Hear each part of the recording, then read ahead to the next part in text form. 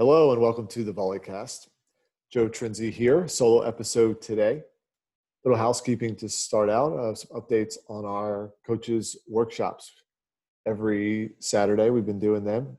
We just finished one with Luka this past Saturday, Luka Slabe, assistant coach, USA Women's National Team, current head coach of NC State, although this fall, will be his first fall season with the team.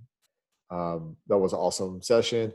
It was focused on the block defense and kind of also just with this other context, kind of sub theme of, transitioning between different levels, because he kind of obviously comes from men's background. He played collegially and professionally, and he's a man. So that's the side that he was on.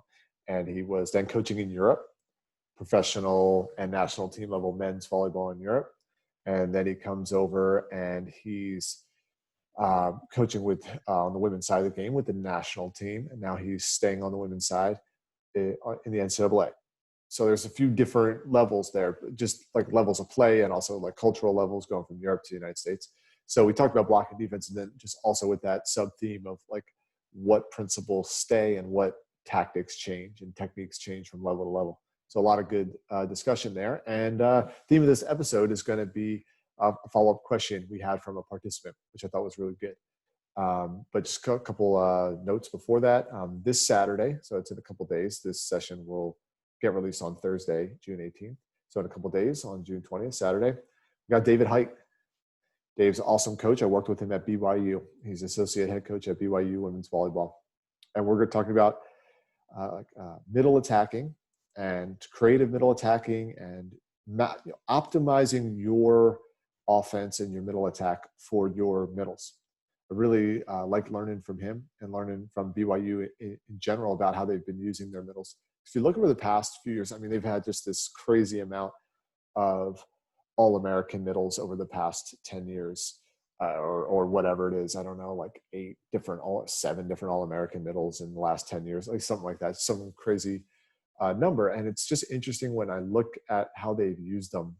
It's been pretty different type of players, some, bigger, more powerful players, some faster, maybe smaller, but more dynamic, some middles that they've run on a pretty, a fast tempo, and some that they've actually like really slowed down, almost like a two ball type height in certain situations. And, very, tight to the setter, away from the setter, going behind the setter in different ways. Sometimes going behind the setter off 1 foot, sometimes going behind the setter off 2 feet, different routes in service, even transition. And it's not that it's like, oh, you need to run all these different things. It's more of like they have this big pool, and then, okay, how do they have options? And then how do they choose what works for each player? So I'm really excited. We still got some spots open for that. Hey, of course, tough to follow a national team coach. A session with a national team coach always sells out really quick. We still got a couple spots open for Dave's session. So definitely check that out if you're interested in, using your middles more effectively, which I think all of us are. The next weekend, and this is actually going to be a Friday session. We're going to have 2 Friday sessions in a row, actually. We got Kirsten Bernthal Booth from Creighton, head coach Creighton. So, hey, if you're interested in going from, whatever 3-23 or whatever Creighton was when she took over the program years ago to being one of the most successful programs, perennial top 25, at a mid-major school, nonetheless. Yeah, you might want to tune in and ask her some questions. I think she's one of the people in coaching that's, I don't know, like most requested or something like that. Just a lot of people are really interested in what she has to say. So that session is filling up quick. It'll sell out for sure. So if you're interested, but it's a couple weeks away. So 10 days away. So we still got some time. And it's a Friday session. It's a little bit different time than we've been doing them, but it works out for Coach Booth. So that's what I'm doing. Basically she's one of those coaches where she tells me what time she wants to come on, what day and what time. And I'm like, okay, I'll make it work. When you have a chance to learn from somebody like that, that's my opinion on that. So we're doing it on Friday. So maybe for some of you who wanted to have the weekend free, especially as maybe in some areas, some more options for the weekend or with your kids or whatever like that. So we're doing that session on Friday, the June 26th. It's going to be a block and defense oriented session, but maybe like serve block defense oriented. Creighton was one of the best serving teams in the country this past year. And, when I looked at some of their matches, that was something that stood out to me is I thought that they were one of the best defensive teams in the country. If you look at opponent hitting percentage, and some of that kind of stuff, and opponent side out, and also one of the best serving teams. And I thought they played that well. They served well, just straight up forced teams out of system. They served well tactically. They served for aces. I mean, I thought they had a complete serving game, and then I thought that translated into having a strong defensive game as well. So I just, we're going to do that kind of breakdown. If you kind of notice, how I do these, we sort of generally alternate from defense to offense, defense to alto.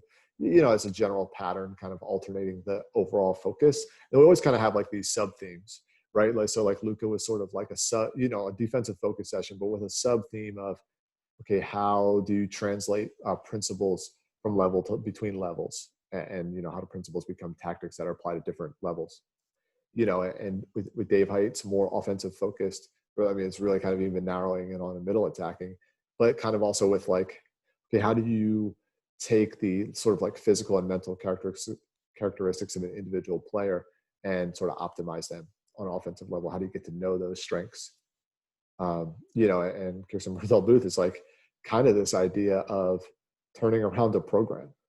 I think a lot of people are really interested in that. And then not just turning around, but like having the energy to kind of stay on top in a way, So I think people are interested in that one. And then on July 3rd, so that'll also be another Friday session. You got me, only me. So don't get too upset. And because it's only me, it's going to be for free.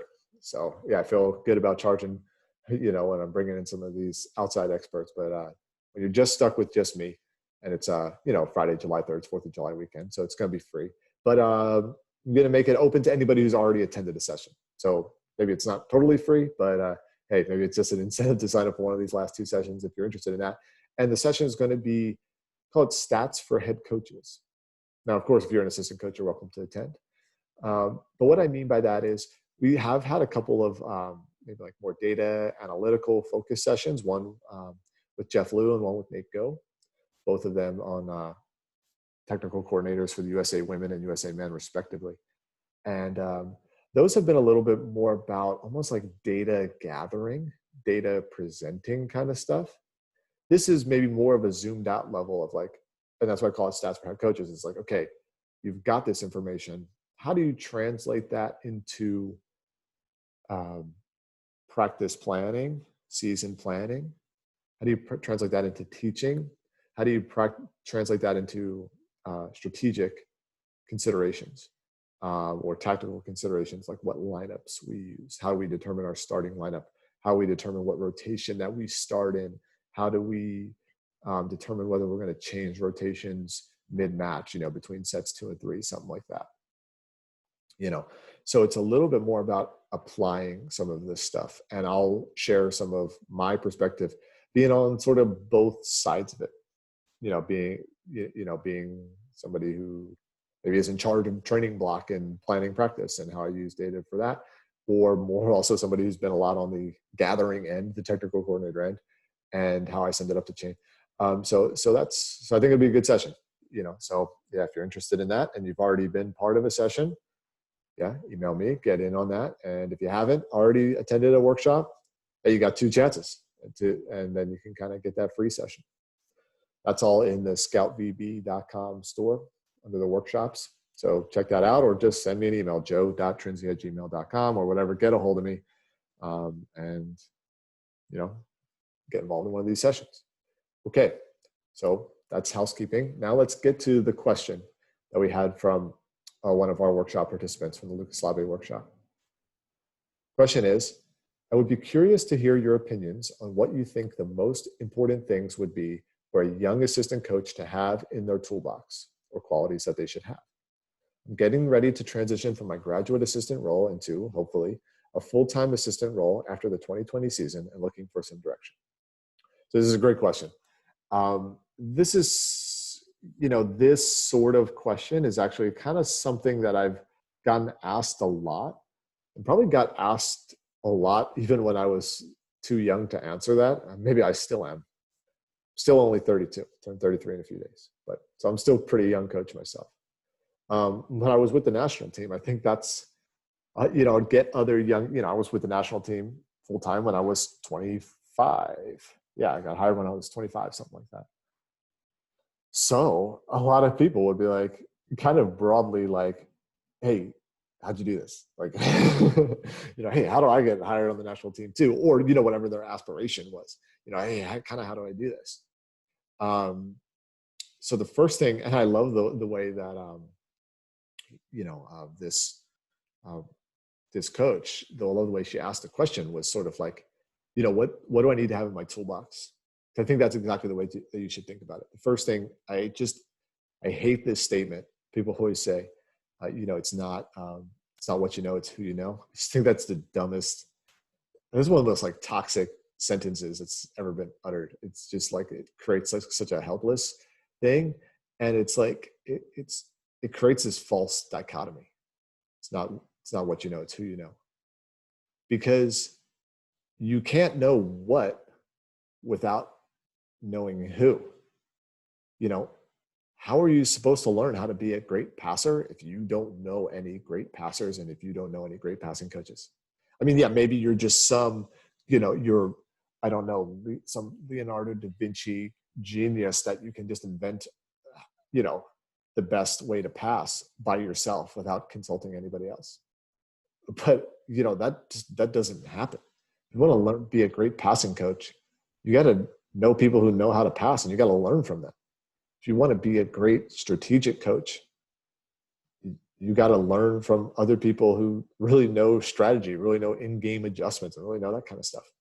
So it's such like a dumb way of looking at things. And the other thing is like, so it leads to this perception that like, oh, I just need to go meet people. I need to go like meet people and like give them a handshake and buy them a beer, and then like, okay, yeah, then I'll know.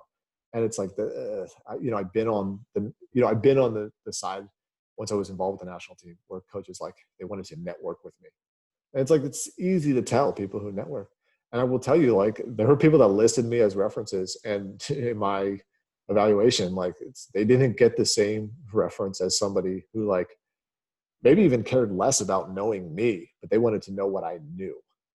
Like that person, I'm going to be on it. And it's not just me, it's like coaches, especially the more high level somebody gets, they know who's legit. So if you're just going there to meet them, like they'll know, like so like, again, like don't think about this false dichotomy of like what you know or who you know, because you can only know the what by finding the right who to learn from.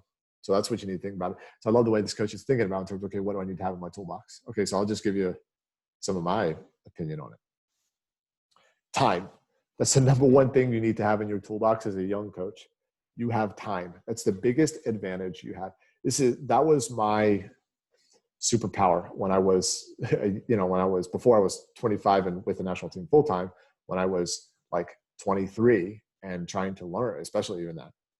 I was a volunteer with the national team, and it kind of happened by accident, actually. Again, like this is why I say it's like, don't worry about who you know, like build your skills, not your resume, because I went out to the national team training center just to learn.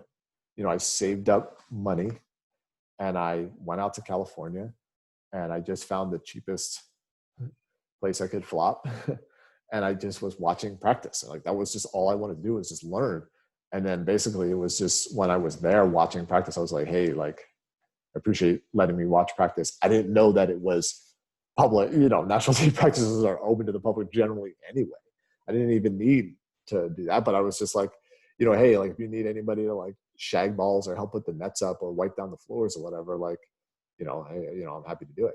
And that was how I started volunteering at USA. I was the janitor and the ball shagger, but I was learning because I was watching. But time is what I had. I was 23, 24, didn't have a family, didn't have anything other than time. And that's kind of a superpower, because it's a weird thing is like the more like quote unquote successful, like by sort of like the metrics of like how much you get paid to coach and what responsibilities. So the more like, again, quote unquote successful you are, the less time you start to have.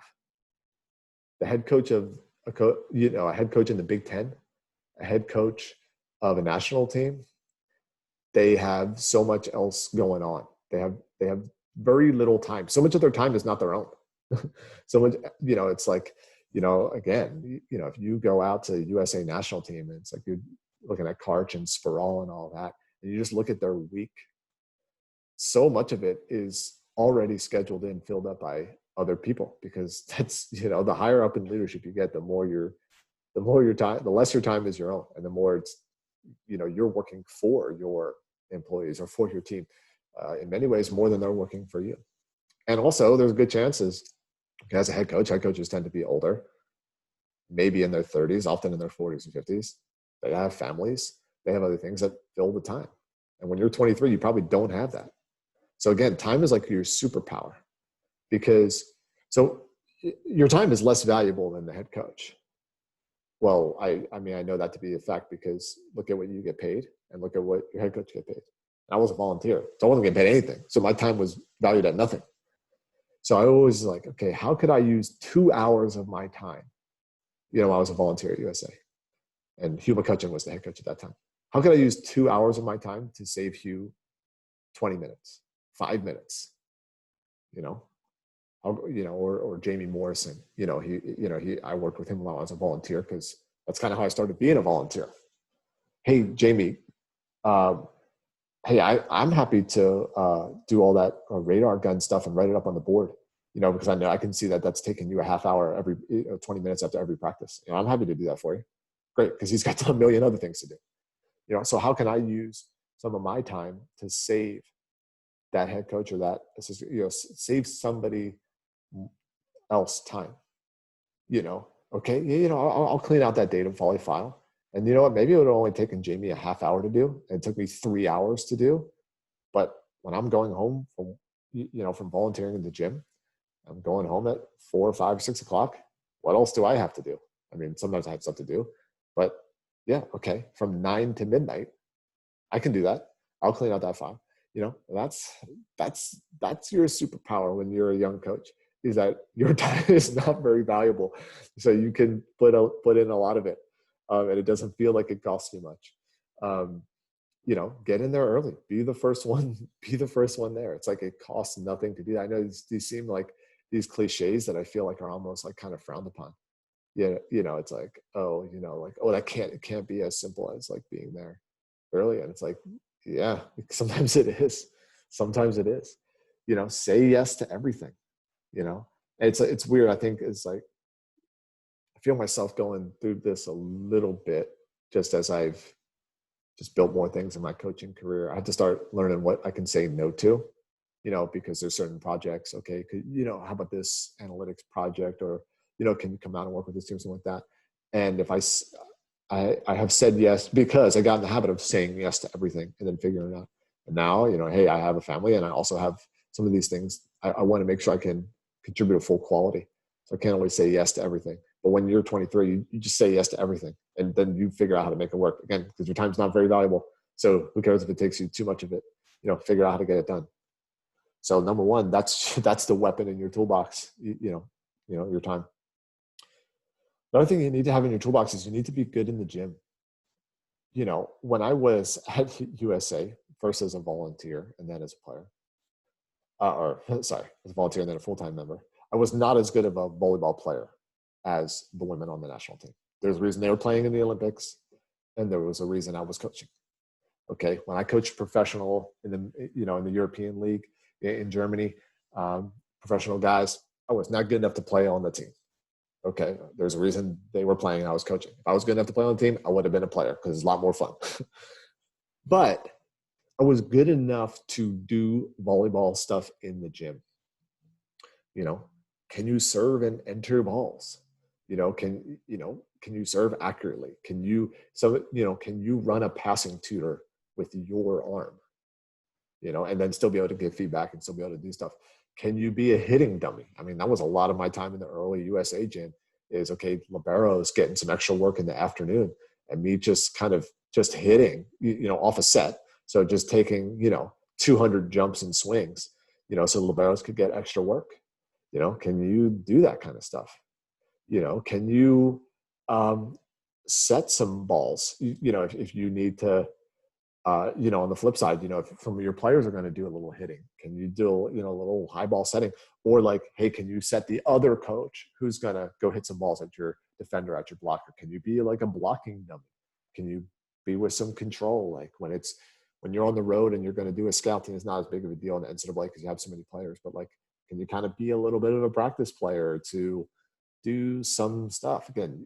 And you got to be able to do it with control and not, hurting your players as you're going, either because you're swinging wildly or because you're like crashing into them, like you're with your back, so it's like, that's something that you got to be able to do as a young coach. It doesn't mean you have to be as good as your players. Hopefully they're better than you. That's kind of the goal as a coach, right? You want your players to be better than you. You got to be able to do some of that stuff kind of like safely and with control and just kind of get the point across.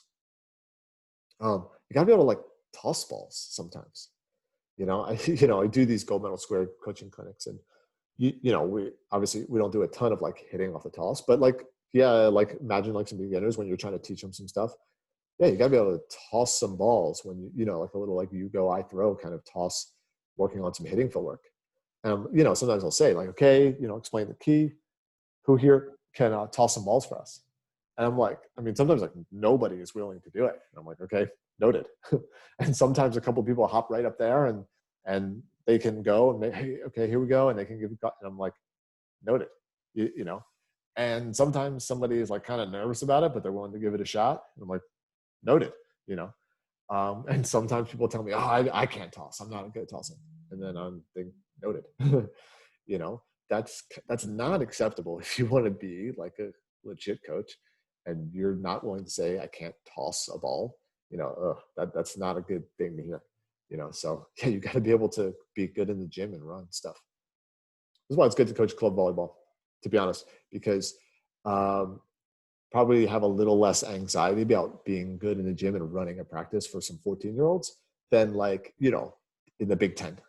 It's just a little bit more pressure on me there maybe. So, like everybody, even if your goal is to coach in the NCAA, like you got to be coaching club or running camps. Some of the best stuff to do it, just running camps. So you got to be good in the gym because your head coach, if your head coach has to do all the hitting or the serve or something like that because you can't do it, yeah, what are you there for? So yeah, be able to be good in the gym and plug some holes there. Yeah. When I first started coaching in the NCAA, that was about, when I was at LMU, that was part of my value there. I would just, we would do this one particular drill that basically the LMU, Tom Black was the head coach, really strong defensive team. And, he didn't carry a big roster, different NCAA teams have different philosophies. He never really carried a big roster. If Tom was kind of part of his coaching philosophies, he devotes so much time to every individual player that like he couldn't carry a 22-person roster. He wouldn't be able to give enough time to everybody. A lot of times he had like 13 or 14 players. So like one of the defensive drill, it would like have to start by them digging a pipe, and he just bounced me a ball kind of at the 10-foot line, and I would just go up and hit it as hard as I could. And sometimes it was like 100, 200 swings. I felt like I was like dead. But that was how I could contribute because I wasn't as good as the other coaches at coaching some of the fundamentals. And so I was still learning that, so that was how I contribute. So always be able to do that. That was just, doesn't mean I was perfect at it, but it means I was just willing to do it. I was willing to kind of like punish my body to do it. So be willing to do that. You need to have some statistical video, data volley, analytics, have some of those tools in your toolbox. Learning data volley is kind of the easiest way. That's sort of the clearest barometer. You can like competently code and sync and build a worksheet for a match. Like you're kind of there. And of course, some programs don't use data volley and some more rely on volley metrics or other things. Okay, so you can kind of substitute some things. But just like broadly speaking, if you know how to data volley, that's a huge thing. And again, not just because it's on your resume, hey, I know data volley, but it's like the process of learning how to do it. You will learn like 17 other things, and you will sort of have a skill and a confidence in those aspects of coaching, which is a small aspect of coaching, but it's a meaningful one. And that will shine through the way that you learn how to look at the game when you're coding it, the familiarity you get with video review, And I mean, just the process of it is like, you're going to watch so much video. You're going to learn more about what volleyball needs to look like or what it shouldn't look like, you know? Um, and it kind of goes along with like, whenever you catch yourself saying like, I don't know how to do data volley or use volumetric or whatever it is, I don't know how to, you should immediately translate that into your head as, I need to learn how to. You know, when you're a young assistant coach, you don't get to not know how to anything when it comes to like some sort of like small or more technical or nuanced aspect of the game. You don't get to do that because you don't have the experience and the wisdom and all that kind of stuff that the head coach brings. So if you can't bring like your time, your hustle, your physical energy, niche technical knowledge, what are you bringing? You know, you're just a body. And then, okay, there's a million bodies who would like to get paid to coach volleyball. It's the best job ever, other than maybe being paid to play volleyball. But other than that, yeah, it's the best job ever. So like, you got to be able to bring those things, you know, you got to be able to bring your time. You got to be able to bring like your physical energy, like being good in the gym. And like, you got to bring some of these niches, you know, like when your head coach wants to make a spreadsheet, like they shouldn't be the ones that have to figure it out. You should be able to solve that problem for like that. The more problems you can solve, the better. You know, get in touch with the other young assistants out there, you know, because, you know, they're the ones innovating. The head coaches, you know, at high level programs are generally not innovating technology. They want to use technology to teach their players, you know, and stuff like that. But, you know, so it's the young assistants that are like kind of figuring, again, because their time is less valuable than the head coach. They have time to waste trying to figure something out, even though it might not be useful and they might not ever bring it to the head coach. So if you're a young coach, get in touch with the other young coaches out there. You know, who's the technical coordinator at Nebraska? Get in touch with him or her. You know, find out what's like Stanford doing, what BYU, Wisconsin doing. You know, get in touch with their junior assistants, their volunteers, their technical coordinators, their Dovos. You know, find out what they're doing, and then that's a way that you can bring value to. Oh yeah, you know, I was talking to you know my buddy over at Nebraska, and they were showing me like this is how they set up a little TV replay, and I think that we could do it here. Oh, awesome. Yeah, that's something that you can bring. I have a manual that teaches you how to do data volley. It's available for sale on scoutvb.com. You know, hey, invest the time. The hardest part is the program because the license is more expensive. And that's where you find the local program who's willing to kind of, you drive over there and they set it up on your computer and you practice it all day. Okay, you can do some stuff like that, you know? So yeah, learn that stuff. You got to have the ability to coach different positions in your toolbox. This is why coaching club volleyball is great and running camps is great. You know, I am very glad. First of all, I didn't play at any kind of level where people were like dying to like give me a job. You know, I didn't play Division III. I was a good Division III player, whatever. But it's not like I played at UCLA or BYU or, you know, Ohio State or a program like that. Yeah, okay, it was Division III. Played for Stevens Institute of Technology. Nobody cared about that. But I was so glad that I didn't get right into coaching college. I coached club for years before I got into coaching at the collegiate level. And I was really glad because when I was coaching club, I was a head coach. I mean, I was head coaching multiple teams. I was helping to run training for a whole club, you know? So I had to coach all the positions and I was making my living coaching camps and stuff like that. So if I didn't know how to coach setting or digging or hitting or middle blocking, or was limiting my income, you know, it was not possible to do. So many, I see players going from playing college. And to be honest, I see this more with women's coaches because I think the women's game is more specialized and they get put into specialized roles earlier than guys tend to. And, you know, some of them, it's like, hey, they were a defensive player. So they go right, hey, they played whatever. They played in the Big Ten as a libero. And they go right into being sort of like a junior level assistant coach in college. And all they ever do is coach defense, serving, passing. You know, they never learn to coach. Hey, I wasn't a hitter and I never get that hitting, you know, they stay in their niche. And it's like, man, you're really limiting yourself. So one thing I like this coach, you know, she was asking this question, she said, and she was at the Luka session. It was a block and defense oriented session. And said, I've been a setter for a very long time and I've spent a lot of time training setters. So blocking and defense isn't one of my comforts in coaching. Well, boom, that's exactly the mentality she showed. I mean, that was awesome. So, okay, yeah, so she was already deciding that. She didn't even need me to tell her this. So, hey, blocking and defense isn't one of my comforts. So I'm going to the blocking and defense session. I'm going to do that. It's the mentality you should have. Doesn't mean you're going to be an expert. Although I will say, I have found that I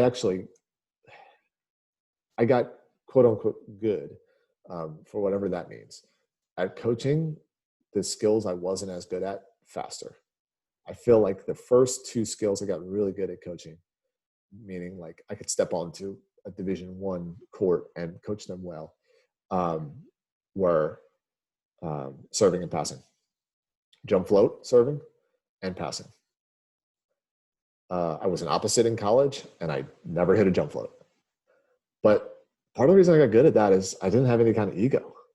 I mean, I wasn't a very good player. So, but I was a decent hitter. I thought I was a decent hitter. Thought I was a decent blocker. So, okay, well, I kind of know that stuff. But like jump float, I had no idea how to hit a jump float. So when I started really learning that, okay, what are the best jump floaters in the world doing? Okay, let me watch Women's Olympics. Let me watch Men's Olympics. Let me look at these jump floaters. What are the keys? Let me go ask some coaches. Okay, great. Yeah, I'll start coaching this. So that was easy for me. So I think sometimes coaches, you'd be surprised. Maybe you were a setter, but you could end up being the best middle blocking coach ever. Who knows? Or vice versa. You could be a middle blocker. And here's the thing. But also it's fine if those remain your strengths. Like maybe you were a setter, you really understand setting and you're always going to be a great setting coach. Great. But you got to have positional fluency in the other areas. Or maybe you were a middle blocker. You can't just say, well, I don't know how to coach setters. You can't look at your head coach and draw a blank if they're like, hey, on those zone 2 passes, do you think that we should be training our setters to run and pivot off the right or like just post back off our left leg? Or like, what do you think about that? You can't just draw a blank and contribute nothing. Even if you're coming from the angle of being a middle, you can have an opinion on that. Oh, hey, when I was a middle hitter and the setter did this, it was like really easy for them to set me in this position and stuff like that. Like, I think that will help. Well, that's great. Like, you don't have to solve the whole puzzle. I mean, that's the head coach's responsibility in a lot of ways. But like, you got to be able to have like some fluency in the demands of the other positions so you can talk about it and contribute. Because again, what else are you contributing to? And coaching club and running camps is like the best way to do this because it's such a low pressure way to do it. And then finally, the tool, I would say the last toolbox, the fifth one to have in your toolkit is like some recruiting connections and some recruiting skills. If you're coaching in the NCAA in college coaching, we know recruiting is the lifeblood. You can't do better. And it's not like the salesmanship. I think that's people think like recruiting is there's this perception that it's about salesmanship. It's about convincing players to come to your school. It's not really. Most of it's not, especially when you're the youngest assistant. You're not closing the sale when you're like a 24-year-old first-time assistant. Like most of the time, you're not like closing that sale. The head coach is going to do that. The school itself is probably going to do half the job. Your other players on your team when they meet that recruit. But a lot of what your job is like, again, to use the sales thing, is like lead generation. Think about this. So it's June, and you're a young coach, young assistant at a college program. Your head coach says, hey, this setter that's supposed to be coming in this year, she's not coming now. Whatever, something happened in her family, and she's bailing on us. She's not coming to school. We got 2 months to fill in a setter in this class, and we need 2 months, and she's got to come in the fall and be on the team. What would you do? Would you have an answer to that question? Now, of course, you're not bringing in the number one setter in the class, in 2 months or something like that.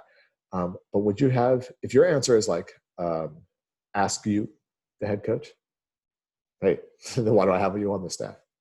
Do you have any kind of answer? Well, okay, so these are kind of some of the contacts, and I would ask this person because they know everybody in this region. They know all the club kids, and they would know, or like, okay, a few of these JUCOs, I know a couple of these JUCO coaches. I could get started and ask around, or maybe just the answer is like, yeah, okay, there's these senior showcases, and I'll go through these lists and I'll compile I'll give us 30 leads and we'll start emailing coaches, even if it's just that.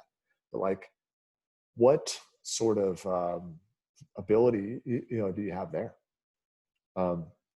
So those are the tools that I would say that you want to have in your toolbox when you're a young coach. And whatever you have there, any young coaches that are listening to this, those are some tools you want to start building.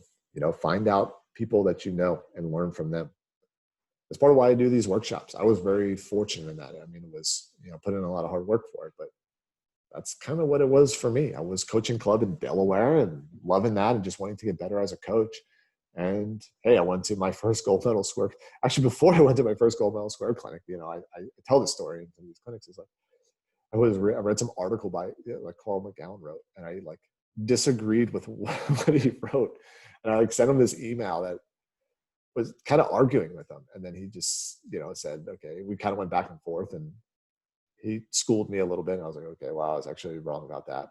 And then he was like, okay, like just come out to this clinic and like, I'll tell you all the other things you're wrong about. And I was like, all right, so I did that. And I just, pestered him with questions. And, Carl, for me, as he did for many people, he was just amazingly patient and answered my questions. And to the point that eventually he started pawning me off on other people. I would go learn from other people. And it's kind of what I did. Just kept trying to learn from people. And that's how I did the who. Like, that's how I met the people that I need to meet.